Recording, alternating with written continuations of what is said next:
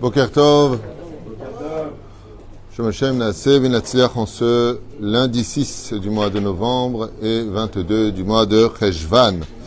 Alors aujourd'hui, on m'a demandé un cours, une question qui m'a été posée, pour laquelle je vais, Bezrat Hashem Bli Neder, développer un shiur en ce 6 novembre, cours acheté par Claude Rachel Hazan Lasri pour l'élévation de l'âme de son mari Yaakov Moshe Ben Eliaou Bar Eliaou Lasri. Ruach Hashem tenachenu began Eden Elion v'chol hashorvim immo bichlal arachamim v'aselichot v'echen yehi ratzon v'maramen. Ainsi que ce shiur pour la libération de tous nos otages, la protection de tous nos soldats et de tout le peuple d'Israël partout où il se trouve. Kol hakavod, vraiment, je voulais vous dire que pratiquement dans tous les cours, on demande vraiment la protection du peuple d'Israël, et c'est ça la vraie hardout, c'est d'envoyer de la Torah comme nos soldats nous le demandent, prier pour nous, étudier pour nous, parce que aujourd'hui plus que jamais on se rend compte que que c'est vrai que un stylo écrit l'histoire, mais il faut bien le tenir. Ce qui tient, le stylo qui écrit notre histoire, c'est nos traditions juives, notre Torah et nos mitzvot.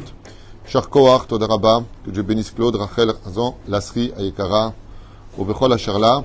Avec sa permission, on pensera à l'élévation de l'âme de Eliaou Ben Sultana, Shayom Yom Kudato. Oufren, qui tu m'as dit pour ta grand-mère, c'est qui? Myriam? Bat Mazel Tov. On pensera aussi à une grande sadika qui nous a quittés. Une grande nechama pour mon ami, Bezrat Hashem. Mazal Tov Evlin Bat Alice Mishpachat Ben Shabbat. Donc, Ruach Hashem Tenachena Began Eden Elion. Bezrat Hashem, quel est le mérite d'être, après toutes ces souffrances, de se reposer. C'est parti de la Chachal Bet Olama. Et aussi le papa de Jackie. Jackie Dahan pour son papa, à la Vachalom. Oufren Sarah Laila Bat Simcha, je suppose. Pour tous nos chayalim, Bezrat Hashem, Yeshuot Venechamot Larziram. Bracha aussi pour Ariel, Marabi, Ben Yael, Vechen, Kulam, Sherzurul, Bezrat Hashem. Tout le monde demande vraiment, on est tous très très concernés par cette situation, puisque chaque juif est un membre de notre famille. Hatzacha pour Fresh Ben Gabriel aussi, qu'on remercie du fond du cœur. Et on commence tout de suite notre shiur en souhaitant une bonne refouach lema achlama meira.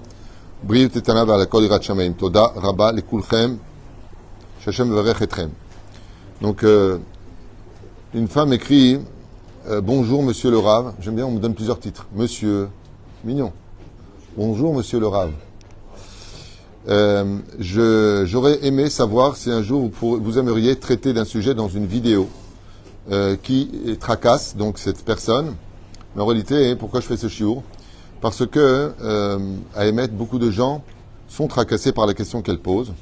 Pourquoi quand on donne, quand on est gentil, quand on fait tout ce qu'il faut en d'autres termes envers quelqu'un, et qu'on a bon cœur, on est toujours et constamment pris pour un, vous avez compris, CON, sans être vraiment respecté, plongé dans un monde d'ingratitude, comme si que tout était indu et qu'on nous devait rien. Et par là même, pourquoi ces personnes nocifs, c'est pas les mots qu'elles marquent, je ne veux pas dire ce qu'elles marquent, sont-elles désirées et respectées? Pourquoi, en fin de compte, ce sont les méchants qui gagnent, ce sont les méchants qui sont respectés, et en fin de compte, les rôles sont inversés. Les victimes des bourreaux deviennent les bourreaux des victimes. Bon, c'est un point qui aujourd'hui est très connu, et donc elle dit comme ça, comment, de ce fait, peut-on envisager de vivre dans un monde meilleur si les gens, les tsarino arabes, sont comme cela? Comment est-ce qu'on peut espérer une meilleure vie? Donc vous l'avez bel et bien compris, la situation dans laquelle nous sommes aujourd'hui est une situation où effectivement on voit très très souvent que les tsarino arabes, beaucoup de personnes, les cas les plus connus au niveau des pathologies, c'est les pervers narcissiques qui retombent toujours sur leurs pattes. Les seules personnes que je vois constamment se marier, divorcer, se marier, divorcer, se marier, divorcer, se marier, divorcer, ils font ce qu'ils veulent. C'est les PN. Ils sont mariés 4 fois, 5 fois, 6 fois. Et les gens qui sont bien, pour trouver une personne, combien ils doivent galérer. Il n'y a pas que cela. Chut, slicha. Il n'y a pas que ce genre de nekudot. Il y a aussi beaucoup d'autres nekudot sur lequel, les tsarinu arabes, on peut constater que, on le voit aussi dans l'actualité, la vérité n'est pas divulguée. Et combien même elle le serait, elle est directement renvoyée et niée. Et la fin bisiata d'Ishmaïa, on voit que Béhémet, le mal, l'emporte dans cette génération. Alors, ce que j'aimerais répondre à cette personne qui a écrit ce message, et en même temps à chacun de nous et à chacun de vous, c'est que tout cela est marqué dans la Torah, la Torah orale, puisque plusieurs points nous rappellent que Aemet Yahader, Mazé Aemet Yahader, la première chose, c'est que la vérité disparaîtra de ce monde à la fin des temps. Il n'y aura plus de vérité sur terre, il n'y aura que des Gdebim, que du Gedeb. Mazé Gedeb, vous avez bien compris. Gedeb veut dire des menteurs. Il n'y aura que des menteurs, et leurs mensonges seront pris pour des vérités. Mais en réalité, ce n'est pas le mensonge à proprement dit qui sera au rang... Si quelqu'un peut m'aider, Toda. Au frère, si on revient un petit peu en arrière, dans la création du monde, quand le mal a fait son apparition, il n'est pas venu mentir. Car avant de mentir, on passe par un couloir qui est extrêmement ombragé de pics et qui tue. Qu'est-ce qu'il y a pire que tout? Qui est le père du mensonge? Qui est le père de la moquerie? Qui est le père de tout cela? C'est la manipulation. Les gens sont manipulés, et c'est pour cela que le serpent, dans l'origine de la faute, est venu manipuler Ève, en lui disant des choses très bizarres, très bizarres. Si vous mangez de cet arbre-là, pourquoi Dieu vous l'a interdit? Si Dieu est Dieu, dit le serpent, il n'a pas peur de quoi que ce soit. Si Dieu il a peur que tu fasses une chose, c'est qu'il craint quelque chose. S'il craint quelque chose, c'est que c'est un Seigneur, mais c'est pas Dieu. Ça veut dire que Dieu il craint rien. On ne peut pas dire que Dieu ait peur de quelque chose. Sinon, il n'a pas le contrôle de tout. Et donc, qu'est-ce qu'il a essayé de faire comprendre à Ève? Il te rend compte, Dieu t'a dit tu manges de tous les arbres sauf de celui-là. Et tu sais pourquoi? Parce que c'est là-bas que lui-même il est devenu Dieu. Alors que Dieu il a créé un arbre. Si Dieu il s'est fait planter, j'y peux rien. Mais à ce point-là, on va peut-être remettre les choses dans leur contexte. Eh bien, cette manipulation mensongère a fait une réflexion. C'est pour cela d'ailleurs que dans le judaïsme, on te dit ne pense pas. Reçois, accepte, et seulement après, tu penses. Naase venishma. C'est très important de le comprendre, parce que sinon on va rentrer dans une manipulation qu'on a connue chez les réformistes, chez les libéraux, qui viennent...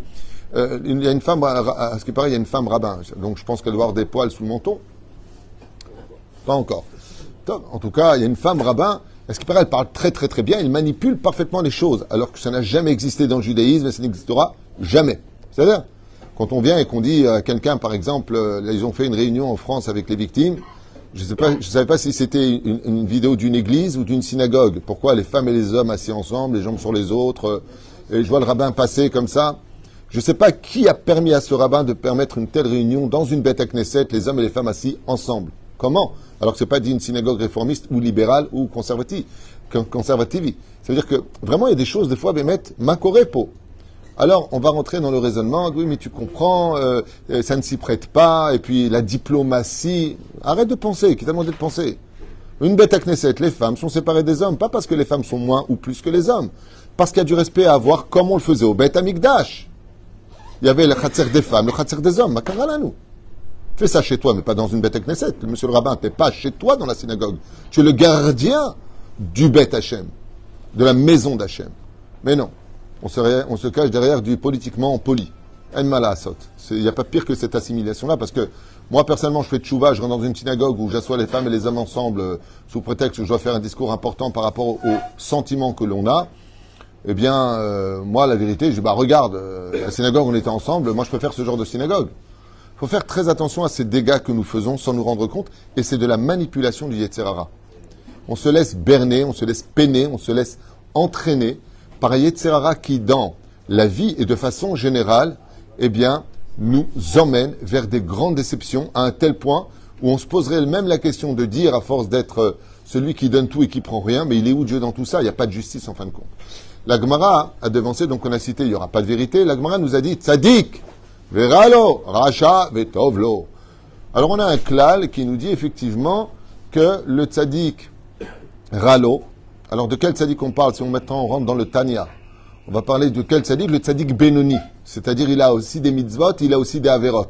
Lui il est ralo, avec le tzadik gamour, lo ralo. Perouchadavar, quand on parle d'un tzaddik gamour, lui, peut-être qu'il aura des épreuves. Mais on a vu à maintes reprises que les tzaddikim ne se plaignaient ni de leur maladie, ni des épreuves. Donc quand tu vas voir un tzaddik gamour, comme Baba Saleh, comme le Rabbi Lubavitch et autres, t'as pas eu d'enfant, t'as souffert. Chazve shalom, regarde combien j'ai d'enfants jusqu'à aujourd'hui. Je vous souhaite d'avoir autant d'enfants que moi. Ça dit que le vrai tzaddik amiti, il est au-dessus de tous les problèmes et de tous les malheurs. Comme c'est marqué, il va y avoir Avraham Lifkota. Mazé Lifkota. Chazal, ils disent, pourquoi il est venu pleurer un tout petit peu Sarah? Pourquoi il est venu un peu pleurer Sarah? Alors le Baal HaTurim, il dit parce qu'elle était vieille, c'est ce qu'on appelle le chemin de la vie. Bon, à un moment, 120 ans, qu'est-ce qu'on dit le jour des 120 ans d'une personne? Ben, bonne journée, hein. Qu'est-ce qu'on va faire avec lui? Ou Freine, comme ça dit le Baal HaTurim, elle avait 127 ans, bon, à un moment, il faut quitter ce monde. C'est adhère. Aval, c'est pas que c'est l'onachon, c'est un pérouche. Chazal de dire que c'est l'onachon. Aval, Chazal, ils disent que pourquoi Abraham il a pleuré? Il a pleuré à cause des nations du monde qui regardaient comment il allait réagir quand sa femme est morte. Parce qu'en réalité, quand on annonçait la mort de Sarah, comme il était prophète, il a vu Sarah monter dans une telle lumière de joie, d'honneur, de respect, d'amour. Sarah était dans une telle sérénité qu'Abraham, il a voulu danser avec elle. Mais il s'est mis à pleurer un tout petit peu. Pourquoi? Il dit, ah, si je me mets à danser, ils vont dire, il est fou, celui-là, il est veuf et il tape des mains, le veuf heureux. Kacham Evim Chazal. Qu'Abraham a nous le cotin. Pourquoi? Parce qu'il sait qui était sa femme. Il sait que là où elle est, personne ne peut lui donner autant de joie que Dieu lui-même. Et donc, si j'aime ma femme et qu'elle est vraiment heureuse, donc je suis heureux, je vais passer mon manque intérieur après son bonheur. Parce que aimer l'autre, c'est être là pour l'autre, pas pour soi. L'amour, c'est donner. Donner pour que l'autre aille mieux. Parce que ton bonheur et ton sourire sera le soleil de ma vie. Ça, c'est dans la vraie conception de l'amour, comme Dieu le fait avec nous, où il nous donne nous tout et que nous, on ne lui donne rien.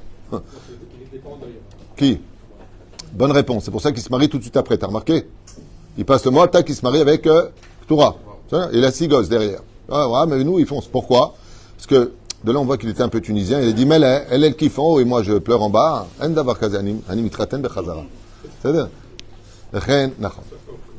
Ahmed, c'est Yitzhak qui est parti chercher. Pardon? Parce qu'on est faible, parce qu'on comprend rien, parce qu'on voit rien. Parce qu'aujourd'hui, on vit dans un monde complètement aveuglé. Donc, juste pour en revenir au sujet, on a vu que Behemet, Zekacha.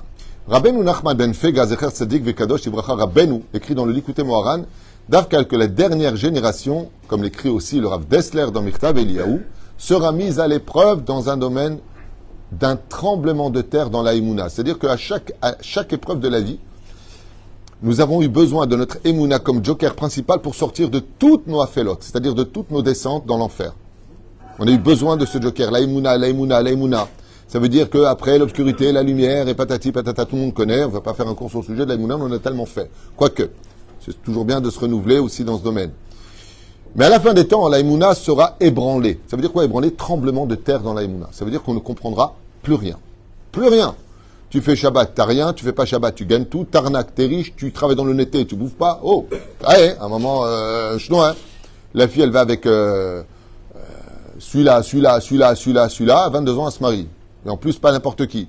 L'autre, elle est Shomeret Mitzvot, elle s'est préservée, elle est Adaïn Baruch Hashem vierge, la totale, et pour trouver quelqu'un, va te lever de bonheur. Et combien? Kama kaché b'chaim. Combien ça peut être dur? On a envie de dire une phrase. Hein? Klacht? Non, ça c'est un mot. On a envie de dire, bon, en fin de compte, il n'y a pas Dieu, quoi. C'est-à-dire, Dieu, en fin de compte, il a laissé tomber le monde, il s'est découragé. Pourquoi? Parce que si Dieu existait, pourquoi il y a une telle injustice? Et c'est ce qui se passe. Aujourd'hui, le message de cette femme, c'est bon cœur. Bon, c'est son cloche aussi, tant que je la connais pas. Et l'autre n'est pas là pour répondre. Mais on va prendre le cas que Bémet, tel qu'elle l'écrit. Elle a été là, elle a aidé, elle a donné, elle a soutenu, elle a fait confiance. Et en fin de compte, elle s'est faite refouler comme si qu'elle n'avait, le mot le plus dur à entendre, jamais existé. Je pense que la plus grande punition, d'ailleurs, qu'utilisent les PN, vous savez c'est quoi un PN? Il peut vivre 25 ans avec toi, t'avoir pourri ta vie jusqu'à l'os, et le jour du divorce, quand il veut se débarrasser de toi, s'il estime qu'il a trouvé une autre victime plus intéressante que toi, ben, le pire message qu'il te lance, c'est que non seulement il ne porte pas le deuil du divorce, non seulement tu ne manques pas parce que tu n'as été qu'un objet, mais le pire, c'est que tu n'as jamais existé. Et ça, c'est quelque chose qui est inacceptable pour l'humain. D'avoir été là pour une personne et d'avoir été ignoré, ne serait-ce que pour une invitation ou pour autre chose, alors que toi, tu as toujours été là pour l'inviter le Shabbat, pour le Yom Tov, pour les mariages, tu as toujours été présent. Et que là, on passe devant toi comme si tu n'as jamais existé. Vous savez, encore une fois, on existait avant, on existera après. Alors, qu'est-ce qui nous dérange? Ben, la facilité avec laquelle tu t'es débarrassé de mon existence. Et ça fait mal. Ça fait mal. C'est dommage que les gens, d'ailleurs, s'inquiètent plus de leur vivant que de leur mort. La vraie intelligence d'un homme, c'est de s'inquiéter toujours de cette question que je ramène constamment dans mes shiurim. Pose-toi la question le jour où tu partiras de ce monde, dans combien de temps on va t'oublier après? Qui tu as été sur Terre? Combien tu as été là pour les autres?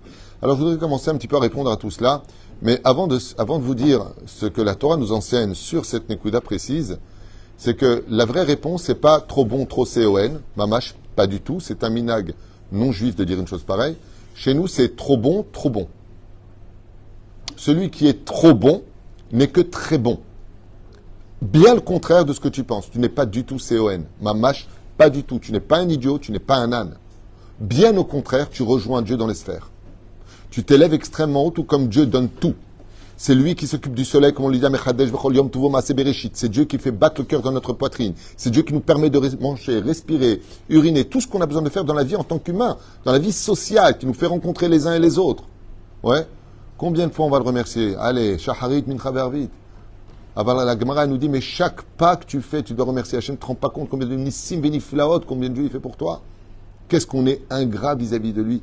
Rabbi Moshe Deri m'avait dit un jour, Zatzal, le jour du jugement, il y a une phrase que tu entendras de Dieu. C'est voilà toute ta vie, voilà où j'ai été pour toi, constamment caché. Combien de fois tu m'as remercié pour tout ça? Caché comme dévoilé. Et là, la honte, elle nous envahira.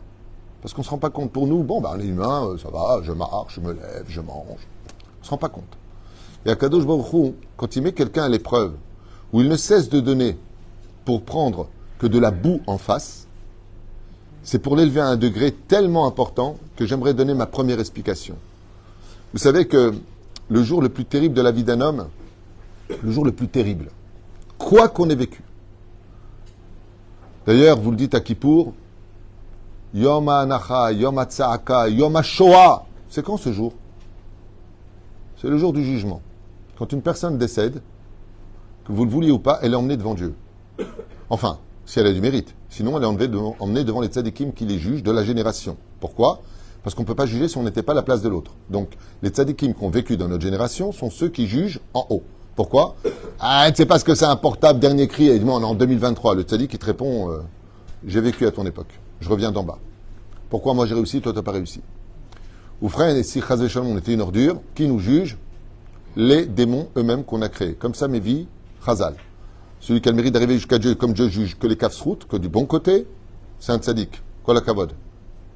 Si la personne, d'ailleurs c'est marqué noir sur blanc, Kilo irani ha-adam v'chaim. Adam, c'est le plus haut degré. Si tu atteins le plus haut degré, lo irani, ça veut dire qu'après la mort, tu vois Dieu. Mais qui? Adam, pas Behema. Un homme, pas un animal. C'est là? Donc tous les tzadikim qui partent de cette génération, comme on a vu le Rav Ben Sion Abashaou, le Rav Ovadia Yosef, le Rav Kanevski, le Rav Shteman, vous pouvez être certain que c'est eux que vous trouverez en haut pour le jugement. Pourquoi? Tu ne peux pas leur dire, c'est parce que c'est toi, le dernier cri, le dernier machin. Ils savent. Ils n'en ont rien à faire, mais ils savent. Et donc, tous les tzadikim de cette génération, comme on voit aujourd'hui le Yanouka, on voit le Rav Zamir Cohen, il en sait plus que vous sur le monde moderne que... Alors pourquoi lui, il est pieux, il est pratiquant, le Rav Moutsafi, tous ces grands d'Israël que nous avons autour de nous, le Rav Ovadia Yosef, le Rav Yitzhak Yosef, le Rav David Yosef, le Rav Avraham Yosef, tous les frères, comment Rav Shlomo Amar, tous les grands d'aujourd'hui, le Rav Shainin. Hein? Je connais pas, ça fait 39 ans que je vis ici, je ne veux pas parler des autres. Je connais pas. Certainement, mais je les connais pas. Donne les noms, vas-y. Alors pourquoi tu te ramènes? Alors, j'ai pas les noms. Non, alors le Rabbi Lubavitch, la différence qu'il y a, c'est qu'il n'y avait pas de portable à son époque. Il y a marqué comme ça, Al Takshiv Mashekatouv. Al Tadun et Traverecha Hacheta Mod Bimkomo. Tu ne peux juger l'autre que quand tu t'es tenu à sa place. Et cette phrase-là fait une allusion sur le jugement quand ta personne décède. Rabbi Yaakov Bohatzera, le Ben Ishraï vient de te juger. Tu as des arguments. Maître, excusez-moi, mais enfin bon, vous savez qu'un portable aujourd'hui, tu peux voir ce que tu veux dessus, vous n'avez pas connu ça. Non. Non. Inachinami, ça n'a rien à voir. On parle pas d'influence, on parle de jugement. Tu confonds entre l'influence et le jugement. Que son mouvement marche très fort, que sa bracha soit sur nous. Amen. On parle pas de ça. On parle qu'il vient juger. Donc, donner salaire ou punition. C'est ça un jugement. Là, par contre, moi j'aimerais bien être jugé par le rabbi, personnellement. Il va me trouver du srout, lui. Tu comprends? Aval, En réalité, c'est pas tout à fait juste parce que devant l'honneur d'Hachem, les gens s'effacent. C'est marqué. Qui fut l'homme le plus rempli de chesed? Abraham. Et à la fin des temps, quand Dieu va dire il ne me respecte pas, qu'est-ce que répond Abraham dans la Gemara? Punis-les. Donc tu vois bien que quand on est face à Hachem, l'honneur il est tellement grand de défendre l'honneur d'Hachem que même Abraham ne trouvera pas d'arguments. C'est Yitzhak qui va trouver des arguments, mais ce n'est pas le sujet d'aujourd'hui. Route avant.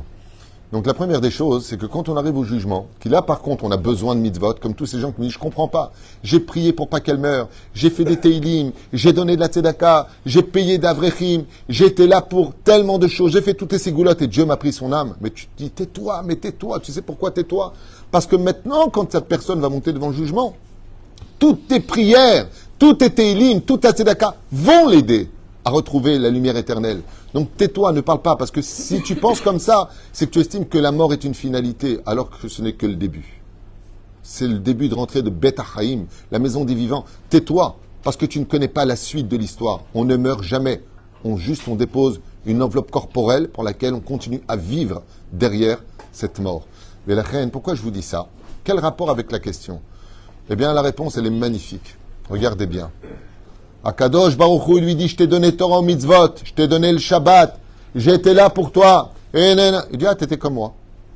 Moi, j'ai aidé, j'ai donné, et personne ne m'a rien rendu. Tu as des arguments. Comme c'est marqué dans la paracha qui suivra, paracha de Toldot, de Varnifla. Vayehav Yitzhak et Esav, ki utzaïd bepiv. Yitzhak aima Esav, car lui donnait des arguments dans la bouche. Lequel? Ceux de lui dire pour la fin des temps, maître du monde, quel est le problème avec Israël? Ils se comportent mal, tu dis? Parce qu'ils font pas Torah, ou Mezot, Masim Tovim, comme tu l'aurais voulu, avec toute cette assimilation de 2000 ans de galère? Réponse très simple. Moi, j'ai aimé un rachat chez moi. Toi-même, tu témoignes dans la Torah. J'ai aimé un rachat et je lui ai donné de l'amour et je l'ai béni et je lui ai donné de la considération. Je suis plus que toi. Dieu lui dit, par ton mérite, je ramènerai les enfants d'Israël à la Géoula. Ce qui fait que quand tu viens et que tu donnes et qu'en contrepartie, on te donne du mal pour le bien que tu as fait, mais le jour où tu auras le plus besoin d'arguments, tu en auras un. Maître du monde, pourquoi tu te fâches? Tu sais combien de moi j'ai fait de bien? On ne me l'a pas rendu et je l'ai accepté avec amour. Tu ne peux pas accepter mon manque de reconnaissance vis-à-vis de toi. Zé Davarishon. Davarchini, j'aimerais vous rappeler un événement. Un jour, devant une prison, il y a un groupe comme ça de personnes qui passent et ils voient par la fenêtre, à travers les barreaux, une table, mais une table, pas une table chnene, une table cerisier, magnifique, une nappe de luxe, 2 serveurs, et on sert à la personne du canard, et on sert du foie, et on sert une tonne de, mais un truc de malade. Hein. Et les gens regardent comme ça, ils me disent, c'est quoi? C'est génial la prison. Mais c'est magnifique. Ils prennent des photos, ils veulent amener des preuves. Ils voient la personne comme ça, et le prisonnier fait du vin, s'il vous plaît, tu as l'hôtel qui vient, et regarde, Maxime, un truc, c'est Maxime. Maxime en hébreu, ça veut dire charmant, en même temps, c'est un jeu de mots. Okay, c'est Maxime. Ou Fren, il dit, mais attends, mais c'est un truc de fou. Le mec, il va en prison. Et Bassoff, il mange mieux que nous. Ce qu'il veut, il fait comme ça, on lui sert. Alors, le gardien, à un moment, il sort en disant, pour fermer la fenêtre, il dit, excusez-moi, je peux vous poser une question? Il dit, qu'est-ce qui se passe? Il dit, vous traitez vachement bien vos prisonniers, ça vaut le coup. Moi aussi, je veux rentrer en prison. Il dit, non, monsieur, ce monsieur va être guillotiné, c'est sa dernière volonté. C'est exactement ce que l'on voit avec nos yeux. On voit des gens qui profitent. On voit des gens qui sont des meurtriers, des gens qui n'ont pas de problème de faire du mal, qui font du lachonara toute la journée, qui font du motzi shemra, qui ont un mauvais cœur, qu'on appelle d'ailleurs un cœur de pierre. Dans Yecheskel, on l'a lu ensemble. Je changerai vos cœurs de pierre en cœur de chair. Vous vous rappelez? Et on se dit, mais attends, je comprends pas. Ils réussissent tout dans la vie. Il dit, mamie, regarde juste sur le côté gauche. Qu'est-ce qu'il y a là-bas? Il y a la guillotine. Et avant de mettre une personne à mort, la loi, elle dit, ce que tu veux, tu prends la main. Qu'Akadosh Baruch Hu ma'avir la reshaim al panav leha avido, sauf paracha de Vaïtranan. Dans la fin de la paracha de Vaïtranan, il y a marqué noir sur blanc que les personnes qu'Akadosh Baruch Hu ne compte pas donner du salaire du tout, c'est-à-dire après la mort, ils vont dans le Ginnem, dans l'obscurité la plus profonde qui existe, eh bien, ne t'étonne pas de les voir réussir dans ce monde. Et pourquoi? Parce qu'ils ont quand même fait des bonnes actions, ces gens-là. Donc le salaire est pris sur terre. Et toi, qu'est-ce que tu vois? Tu ne vois que le salaire de ces gens-là. Mais ce que tu ne sais pas, c'est que ces gens-là n'auront plus de salaire après. Et que quand la vie continue après, et que ces gens hurlent, comme c'est marqué dans le Zohar, En meshiv et en oné, personne ne répond et personne n'est là pour eux. Pourquoi? Il dit tout simplement parce que celui qui a été une poubelle dans ce monde, quand il meurt, il est enterré comme un sac poubelle. Et vous avez déjà vu quelqu'un qui se souvient de ce qu'il a enterré dans la poubelle? Personne ne se souvient de lui. Il n'y a pas d'ascarote, il n'y a pas de kaddish. En général, l'éducation qu'il a donnée, elle est souvent falsifiée. J'en ai connu des gens comme ça qui n'ont même pas eu. Qui dit kaddish? Une des raisons pour laquelle je dis kaddish depuis 30 ans, moi, ici, c'est pour toutes les personnes qui n'ont pas qui dit kaddish. Pourquoi? Parce que toute la journée, on m'appelle. Il est décédé, il est décédé, il est décédé. Personne dit kaddish. Il a des enfants, ils ne disent pas kaddish. Ils sont assimilés. Ils sont complètement avec des non-juifs, ils sont loin de tout ça. Il y en a un qui vit encore, c'est un qui vit là-bas. Lama. Ça ne veut pas dire que la personne était forcément mauvaise. La troisième chose, c'est pour voir le degré d'Emouna, qui n'est pas moins important que tout. Vous savez qu'il y a deux façons d'agir dans la vie. Il y a deux façons d'agir. La première, c'est de voir celui qui nous casse les pieds. La deuxième, c'est de rigoler de celui qui nous casse les pieds parce qu'on sait que derrière, Dieu nous met à l'épreuve. C'est ce qu'on appelle Itnagut Akelev, la conduite du chien. Qu'est-ce que fait un chien? Tu viens avec un bâton pour le taper. Qui regarde? Vous voyez, c'est un peu teubé. Vous voyez, le mec, il prend, tu sais, le truc là pour que le chien morde. Je sais pas comment on appelle ça, la protection, on va appeler ça comme ça. D'accord? Il a un bras de libre, les jambes, le cou, la tête, la totale. Et il fait ça au chien. Le chien, il dit, ah ben tiens, je vais mordre ça. Ben, sois intelligent. Tu vois bien que tu es en train de mordre du tissu. À un moment, tu te dis, tiens, le mec, ça lui fait pas mal. Non? Il faisait chez Katouv. Un chien, il va tout de suite voir qui lui fait du mal. Il verra jamais derrière. Il n'a pas cette intelligence. La reine Katouv, dans la Gemara, toujours de Sota, même tête, il est marqué Dor Hamashar Kedor Pene Akelev. La génération du Machar, elle sera comme celle du chien. Pourquoi on est tous nerveux? Pourquoi on est tous impatients? Pourquoi on est tous actifs? Parce qu'on n'est plus capable de voir Hachem derrière chaque événement. Tu me fais une queue de poisson, je te vois, toi, espèce d'enfoiré, mets-toi de côté, je vais te défoncer. Et qui te dit qu'Akadosh Baruch Hu, il n'est pas en train de te faire payer une faute, ou toi, tu lui as fait une queue de poisson? Tu devais aller à la bête à Knesset prier, qu'est-ce que tu as fait? Tu es parti avec un copain jouer aux cartes. Ça s'appelle aussi une queue de poisson dans le judaïsme. Qu'est-ce qu'il fait Hachem? Avant de te donner ta punition dans le ciel par rapport à ta conduite inacceptable, il va voir comment toi tu vas réagir si on fait une queue de poisson. Si tu réagis calmement en disant passe, patience, Dieu dit ok, passe, patience. Et si tu t'arrêtes de côté, ne t'étonne pas qu'après ça se finisse mal pour toi. Pourquoi? Parce que Dieu n'est que l'ombre de tes actions. Ce qui fait que très souvent, d'ailleurs, l'une des raisons pour lesquelles nos enfants qu'on aime tellement, sont les rois de l'ingratitude, toujours. Juste un petit merci, un petit bisou, on est heureux. Mais j'en ai déjà fait plusieurs shiurim. Un enfant, tout est dû. Tout ce que tu lui donnes, c'est un dû. Et quand il grandit enfin et que tu n'as plus de souffrance parce qu'il a 20 ans, il y a une fille qui vient qui le prend et il lui donne sa race et il oublie tout le reste. Lama ki kachazachaim. Et tu sais pourquoi les enfants sont comme ça? Pour que Akadosh Baruch Hu nous dise maintenant vous me comprenez? Maintenant vous me comprenez? Quand on reçoit quelque chose qui est très dur pour nous, qu'est-ce qu'on dit? Il est où Hachem? Je ne comprends pas Hachem, il ne m'aime pas. Dieu m'a abandonné. Qu'est-ce que je souffre? Et on dit Dieu t'a abandonné, il t'aime pas? Dis-moi, toi, ton enfant, tu l'aimes? Ah, kapara, kapara, kapara, kapara. Très bien. Alors pourquoi tu l'as puni? Bah écoute, il m'a mal répondu, j'ai très peur pour son éducation. Alors tu le punis? Pourquoi? Bah, parce que je l'aime. Alors pour toi, tu comprends pour l'éducation, et pour Dieu, tu comprends pas. Akadosh Baruch Hu, pour pas qu'on tombe dans les ravins de droite et de gauche, des fois, eh ben, il nous montre le chemin de la rectitude. Et on fait des caparottes. Quatrième explication. Si on rentre dans le char à Gilgulim, je finis avec ça. Rien dans ce monde n'est vécu. Rien dans ce monde n'est vécu. Et là, ce que je veux dire est très dur, mais j'y peux rien. C'est Zema chez Katou. Ok? Tu te maries. Cette personne à qui tu as tout donné joue le petit papillon. C'est-à-dire? Ça m'appelle la blague de l'autre, là. Tu connais la blague? Hein? Non, c'est, il est 2h du matin, le téléphone du mari sonne. Ding, ding, comme ça. Alors la femme, elle regarde. Et elle voit une femme qui écrit « Salut mon petit miel, j'espère que tu vas bien, tu me manques tellement. » Elle lui répond « Alors ton petit miel, il dort, par contre là tu parles avec l'abeille. » Voilà.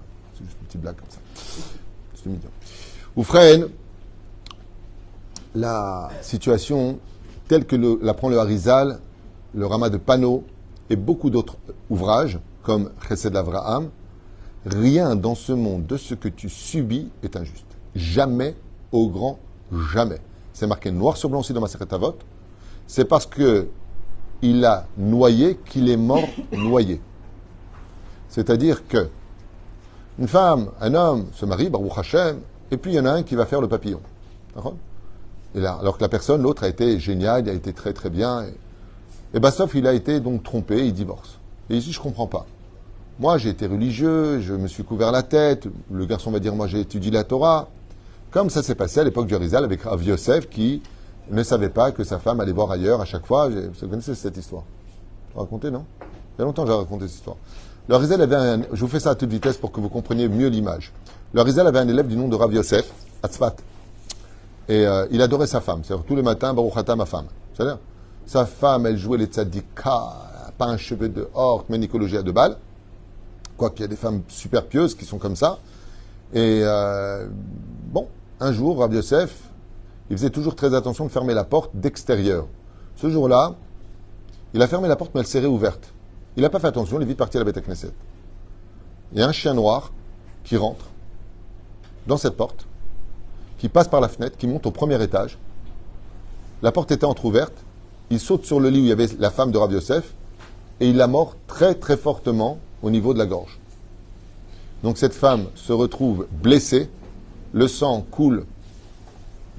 Vous l'imaginez, l'horreur. Un chien qui la mord, elle hurle dans tous les sens, personne ne vient la sauver. Tant bien que mal, les hurlements attirent du monde à la maison, le monde à la maison fait fuir le chien, on appelle le mari, et là, il est dévasté. Son épouse est dans un état pitoyable. Le Edim. Quand le mari a vu la situation, le médecin, on dit, il ne reste pas très longtemps, il a dit, il n'y a que le Harizal qui peut la sauver. Il n'y a que le Harizal. Il va voir le Harizal, le Harizal arrive à la maison, comme ça c'est marqué, et je sais pas, tu vois une personne qui est enceinte, et lui fait un grand sourire. C'est très bien, c'est très bien. C'est très très bien. Il dit aux habitants de Sfat, attrapez ce chien, vous n'aurez pas de mal. Il va presque se laisser prendre. Il n'aura pas de mal. Effectivement, le chien ne fuit pas. Il est attrapé. Et à ce moment-là, le Harizal, il regarde la femme comme ça, qui était en train de... Il lui dit, tu veux une capara ou pas? Et elle lui dit oui. Alors, puisque tu veux une capara, Anigozer, je décrète que tu guérisses. Et bien, les médecins, bizarrement, tout s'arrête, les hémorragies, elle guérit. Et Rav Yosef, maintenant, il est comme ça, Todarabah, Gvodarab, il embrasse les mains, Todarabah, Rabbi, Todarabah. Il lui dit, donne-lui le guet. Donne-lui le guet. Ça en dépend de sa vie. Il lui donne le guet, et à ce moment-là, il lui dit, je voudrais comprendre. Ma femme, tzadika. Il lui a dit, ta femme, ça fait des années qu'elle te trompait avec quelqu'un. Cette personne est décédée il y a quelques mois. Il gilgilou otobekelev. Et ce Kelev qui est venu la mort n'est autre que l'amant qui ne peut pas trouver de repos dans le monde du Kafakela. Même le Guénem ne veut pas de lui. Tellement il a fauté avec elle. Quand tu partais étudier la Torah, elle rentrait quelqu'un dans sa maison et elle était débauchée. Karkatou. Ce chien qui est venu la mordre n'est autre que la réincarnation de l'homme dans lequel Akadosh il a réincarné. Pourquoi? Parce que les Kelavim sont Khatsoufim dans ce domaine. Pas de problème de se donner en public et autres. Okay? Mais la reine, il a fait un tikkun et au chien et à la femme. Il a fait un tikkun le Harizal. Elle a dû divorcer de Rav Yosef, il lui a fait un tikkun shalem. Et elle-même a reconnu. Mais la reine, cet exemple que je vous donne, que j'avais même pas pensé à vous donner, dans la vie, des fois, c'est relié à ce qu'on vit. Donc une personne va te dire, attends, mais vous plaisantez ou quoi? Moi, j'ai été trompé, j'ai jamais trompé mon mari. Dans c'est le Gilgoul, mais peut-être pas dans l'autre.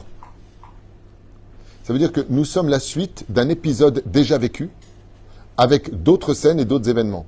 Mais sachez que, comme pour le meilleur, comme pour le pire, quand on vit quelque chose, tu viens, tu te maries, la personne te dit, ben écoute, je t'aime plus, il veut divorcer. Mais pourquoi tu me fais ça? Sache que toi, dans la réincarnation d'avant, tu as fait exactement la même chose. La vie est un reflet, et c'est ce qu'enseigne Hillel Azaken. Pourquoi cet homme est noyé? Qu'est-ce qu'il répond Hillel? C'est parce que lui, il a noyé, qu'il est mort noyé. Mais d'où il a noyé? Pas maintenant, dans le Gilgoul d'avant, sur ce même endroit précis. C'est la question qu'on pose pour Korach et Moshe Rabbeinu. Pourquoi Dafka il est mort à ce moment-là? Pourquoi? Vous avez lu ce qu'ils disent les Chachamim? Il dit l'endroit où Korach se trouvait, c'est exactement l'endroit où Caïn et Evel ont couru, et c'est là-bas que ça s'est passé. Il dit comment c'est possible? Il dit à cet endroit-là précis, il a versé le sang de Hevel. Moshe, c'est la réincarnation de qui? De Hevel. Et Korach? De Caïn. Au même endroit. Qu'est-ce qu'il lui a dit? Les sangs de tes frères crient vers moi. Il lui a dit, moi je suis le gardien de mon frère. Moshe Rabbeinu dit à Dieu, Dieu protège-moi de cet homme. Il est manipulateur, il est mauvais. La terre s'est ouverte. Pourquoi la terre s'est ouverte? Parce qu'il lui a dit, moi, je suis là pour lui, moi je dois le garder. C'est mida keneged mida. Tout comme tu as ouvert ta bouche en mauvais pour lui, la terre s'ouvrira pour toi. La bouche de la terre s'ouvrira pour toi. Tout comme tu l'as tué ici, tu seras tué ici, Korach. Maintenant, nous, si on n'a pas ces explications-là, bien sûr qu'on est perdu. Pourquoi? Parce que nos yeux nous trompent. Mais la reine, la teshuva te permet de rentrer au Gan Eden. Mais des fois, il faut réparer. Si Korach avait demandé pardon à son frère, il n'aurait pas eu tout ça, comme c'est marqué dans le Ilkut Moshe. C'est un très très bon livre, commentaire, étudié il y a des années en arrière. Et il dit que Bémet Korach, comme il a dit, tu as pris ma femme, en parlant de Sipora, chose que j'ai déjà expliqué dans les cours qu'on a fait. Eh bien, en réalité, tout se répète. Ce qui fait que, il ne faut pas croire qu'il y a de l'injustice, mais il faut vraiment comprendre que, comme à Shekoré, Zéletovatenu. Alors, comment on peut s'en sortir aussi psychologiquement? Parce que c'est bien beau tout ça, d'entendre tout ça. Ok, la Emouna, il faut voir Dieu, tout ce que tu veux. Ok, on a vu le cours. Hazak ou Baruch. En attendant, qui crève la bouche ouverte, les pieds en éventail. C'est ce qu'on a envie de dire. Le mec, il est pourri, il est pourri. Alors, il y a une façon d'agir qui est, des fois, c'est l'orgueil qui amène à l'humilité. C'est très rare, mais il faut savoir l'utiliser à bon escient. C'est de se dire tout simplement que ces gens-là ne nous méritent pas. Si vraiment tu es une bonne personne, et vraiment que tu as un bon cœur, ne perds pas de temps avec les mouches vertes. Et si tu me dis alors quoi, ils profitent de nous, effectivement, les mouches rentrent toujours dans des verres où il y a du miel. Mais qu'est-ce qu'on fait quand on a une mouche qui rentre dans son verre à miel? On la renvoie de la main. Et elle revient. On la renvoie. On va passer notre temps à perdre avec elle. Mais la reine, quand on a des gens qui sont mauvais et qu'on se rend compte que Dieu t'a ouvert les yeux sur, en fin de compte, ils étaient là pour t'utiliser, ils étaient là pour profiter, ils étaient là pour te blesser ou te manipuler, eh bien, sois toujours contente que Dieu t'ait ouvert les yeux pour voir à temps. Comme le dit le roi David, dis-moi qui sont mes amis, car mes ennemis, je les connais. La reine Bezrat Hashem Itbarach, quand on a le bonheur que Dieu t'ouvre les yeux sur des gens pareils, ne te mets pas en colère, fais au contraire une Seudat Odaya. Maintenant que j'ai vu qui tu étais, je ne te critique pas. Toda pour la kapara, aval, chacun sa vie. Vallée d'écart, bien sûr, on parle de vrais manipulateurs, on parle de vraies personnes qui sont mauvaises, et ainsi de suite. Mais sachez une chose, mieux vaut souffrir et avoir été manipulé un petit peu dans ce monde pour avoir des arguments, puisqu'on s'est rendu compte que tout ce qu'on souffre dans ce monde nous nettoiera après. Parce que vis-à-vis de la halakha, personne de nous n'est assez blanc-bleu pour dire « je ne comprends pas pourquoi je souffre ». Regarde le Shulchan Aruch, vois si tu es Bémet Besséder avec, avant de dire si oui ou non tu es Besséder. Je vous invite tous, une fois de plus, à lire 2 parachutes pour ne pas vous prendre du temps, Bechukota et Kitavo, et vous verrez là-bas qu'il y a un contrat qui est stipulé sur tu fais, voilà ce que je te promets, tu fais pas, voilà ce qui t'attend. Non pas parce que Dieu nous veut du mal, non pas parce que Dieu nous maudit, mais quand une mère dit à son fils, mets pas tes mains dans la prise, tu risques de t'électrocuter, c'est parce qu'elle lui souhaite, elle le prévient des conséquences de ses actes. Ken. Il y a ça dans tous les pogroms, pour sauver les juifs, y compris le dernier en date. Bevadaï, c'est exactement. Bevadaï, Yeshach Safek, regarde le Harizal sur la fin des temps et tu auras tes réponses. Bevadaï, Sheken. Akol, Megulgal. C'est pour ça qu'il y a 300 ans en arrière, le Rabbi Yonatan Eifshitz ramène exactement tous ces événements et pas que lui. Tout est ramené dans la Torah. Maintenant, est-ce que ça aurait pu être évité? Réponse, oui. Si on avait fait ce qu'il fallait. Est-ce qu'on l'a fait? Au moins une chose, vivre dans la paix entre nous. Est-ce qu'on vivait dans la paix en toute objectivité avant cet événement? On se haïssait. Et aujourd'hui, on s'aime. C'est dommage que notre union se soit créée sur du sang de nos frères, alors qu'on aurait dû le faire sur des larmes de joie les uns pour les autres. Il y a des comptes divins. Je pense qu'on a assez d'accusateurs pour nous accuser encore plus que ce que l'on fait. Aval, Bezrat Hashem Itbarach, qu'on ne se trompe pas d'adresse. Tout comme Dieu est le bon Dieu qui continue à nous donner, toi aussi continue à donner aux autres, parce que savoir donner sans rien prendre, c'est le niveau de tous les seigneurs. Kol Tuv V'Leitraot.